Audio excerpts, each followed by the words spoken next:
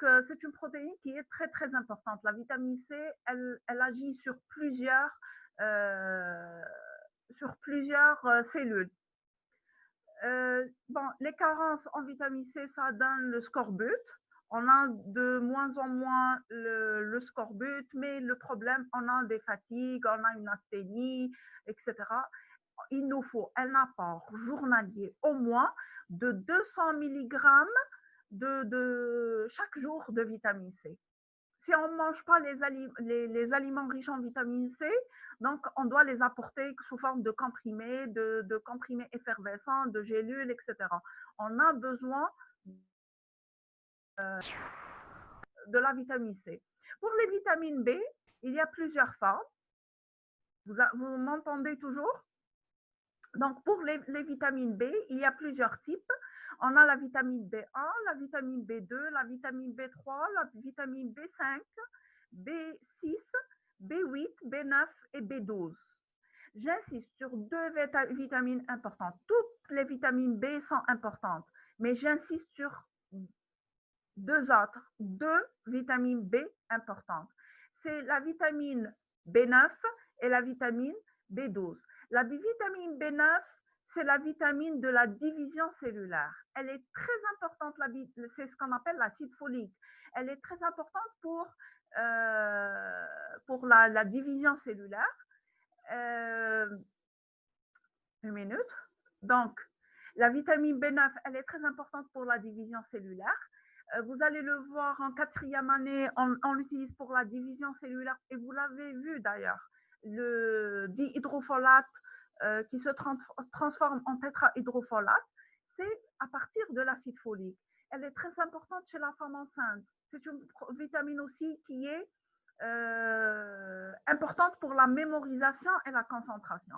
Un déficit en vitamine B9, ça donne des anémies, ça donne un problème de concentration, un problème de mémoire, etc.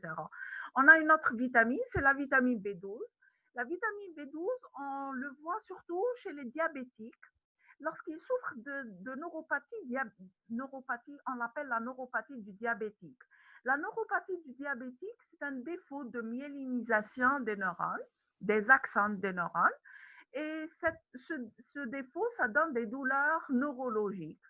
Donc, et pourquoi chez le diabétique spécifiquement? Parce que la metformine, déjà parce que le sucre, lorsqu'il n'est pas, le glucose, il n'est pas équilibré, lorsqu'on a des hyperglycémies, ça donne un impact sur les neurones. Et d'autre part, la metformine, le glucophage, il diminue l'absorption de la vitamine B12. Et de ce fait, le manque de la vitamine B12 donne cette neuropathie du diabétique. Donc, j'ai fait le tour de toutes les vitamines. Malheureusement, je n'ai pas eu le temps vraiment d'expliquer tout. Lorsqu'on dit vitamines, c'est très important. Il faut manger équilibré. Et si vous voyez que votre alimentation n'est pas équilibrée, à ce moment-là, vous pouvez prendre des médicaments à base de vitamines. Vous avez vu ces derniers mois la relation. Il y a plusieurs articles qui établissent la relation entre le Covid et le manque des vitamines. La vitamine A, surtout la vitamine C, la vitamine D. Je vous conseille de prendre en cette période la vitamine D, la vitamine C, sans oublier le zinc et le magnésium. Maintenant, il me reste plus de temps. Est-ce que vous avez des questions rapidement? Rapidement, s'il vous plaît, si vous avez des questions. J'insiste sur l'huile de foie de morue. Il est très important. Il contient beaucoup de vitamines liposolubles. La vitamine C, prenez des agrumes. Madame, Vous avez des questions? madame, Vous m'entendez? madame, s'il vous plaît, c'est quoi la relation entre le vitamine D et le vitamine K?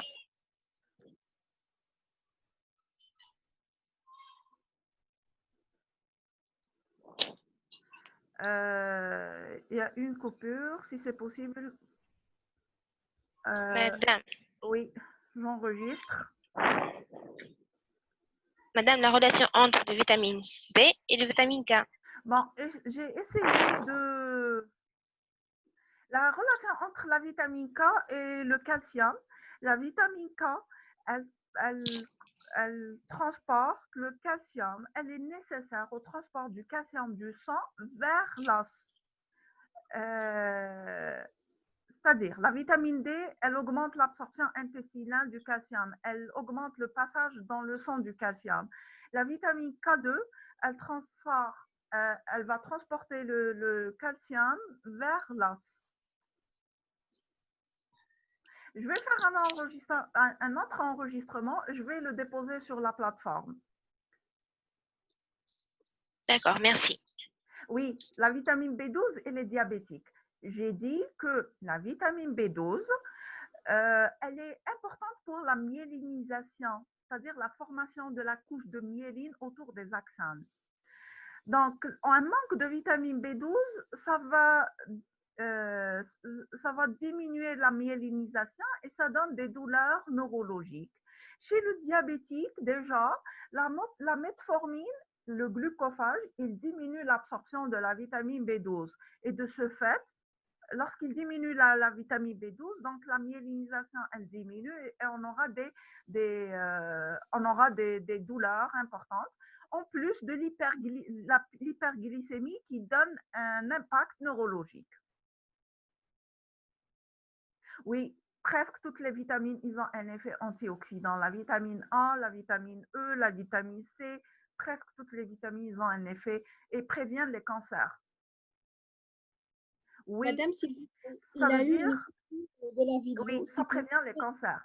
Une chose très importante, la cellule, vous connaissez très bien que la cellule, c'est une machine qui a besoin de plusieurs substances. Les substances, on a les protéines, les acides aminés, les acides gras, le sucre, etc. Toutes les cellules de l'organisme ont besoin des vitamines. Je vous assure une chose, que toutes les maladies chroniques sont dues à un manque d'une vitamine ou une autre, ou des sels minéraux. Ce que vous ne savez pas, c'est que toute maladie, elle est liée soit à un manque de vitamines, soit un manque de sel minéral. Maintenant, ils traitent les cancers. Dans certaines régions, ils traitent les cancers par la vitamine C, par la vitamine E, etc. Surtout la vitamine C. Oui, le fait de cuire les légumes. Très bien. Très bonne question concernant la cuisson des légumes. La vitamine C, les vitamines généralement, ce sont des substances qui sont très fragiles. Donc la vitamine C, surtout la vitamine C, elle est très très fragile. Elle est détruite par la cuisson. D'ailleurs, lorsque par exemple vous voulez prendre du citron, il faut le mettre dans l'eau fraîche. Dans l'eau tiède ou chaude, ça va détruire la vitamine C. Elle a un autre rôle, le citron dans l'eau chaude, mais dans l'eau fraîche, on va bénéficier du calcium. Donc, pour cuire les légumes, pour ne pas détruire les vitamines, surtout hydrosolubles, il ne faut pas les cuire. Pour les vitamines liposolubles, il faut les cuire à la vapeur. Et demi-cuisson. Pour les viandes, malheureusement, il faut les cuire. Ça ne détruit pas vraiment les vitamines, surtout la vitamine D. Donc, la règle pour les légumes, s'il vous plaît, il faut les manger au maximum crus ou cuites à la vapeur. Les rhumes et la prise de la vitamine C. J'ai dit que la vitamine C, elle se concentre au niveau des cellules immunitaires. Ça augmente, la vitamine C augmente la mobilité des cellules immunitaires. Et pour le rhume, ça diminue. J'ai dit que la vitamine C diminue la quantité de l'histamine. L'histamine, c'est elle qui donne les symptômes du rhume. C'est l'écoulement nasal, les larmes, les crachats, etc. C'est pour ça que la vitamine C, elle diminue les symptômes du rhume. Ah oui, les sucres détruisent les sucres. Il faut éviter les sucres avec les fruits. D'ailleurs, c'est en général avec les fruits, si on met du sucre, ça veut dire que le fructose des fruits, il ne sera pas assimilé. C'est-à-dire, on va. Et pour les vitamines, ça détruit pas vraiment les vitamines, mais il faut éviter au maximum le sucre. J'attire votre attention, le sucre, c'est une substance qui est synthétique. Tout ce qui est synthétique, le saccharose, tout ce qui est synthétique, il est mauvais pour le corps. Donc, j'attire votre attention aussi à une chose, pardon, une minute. Les huiles, les margarines, les huiles qu'on utilise pour la cuisson, ils sont très néfastes pour notre organisme. Le rétinal, oxydé en rétinal dans le foie, oui, il est oxydé dans le foie, il se transforme en rétinal. Il y a une partie aussi qui est oxydée dans l'intestin lorsqu'il subit un cycle entérohépatique. Le rétinal devient un rétinal.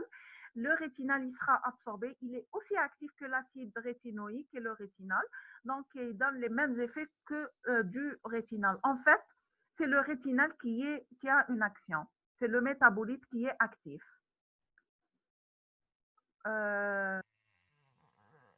Ok, j'insiste sur les vitamines. Toutes les maladies sont dues à une carence de vitamines. Pourquoi on donne la vitamine B12 comme complément dans un traitement avec les glucocorticoïdes? Bon, la vitamine B12, généralement, avec les glucocorticoïdes. La vitamine B12, elle n'est pas vraiment liée aux glucocorticoïdes, etc. Mais la vitamine B12, c'est surtout pour prévenir plusieurs problèmes, surtout neurologiques, problèmes neurologiques, c'est-à-dire des douleurs neurologiques liées avec des problèmes de douleurs musculaires, de douleurs articulaires, etc.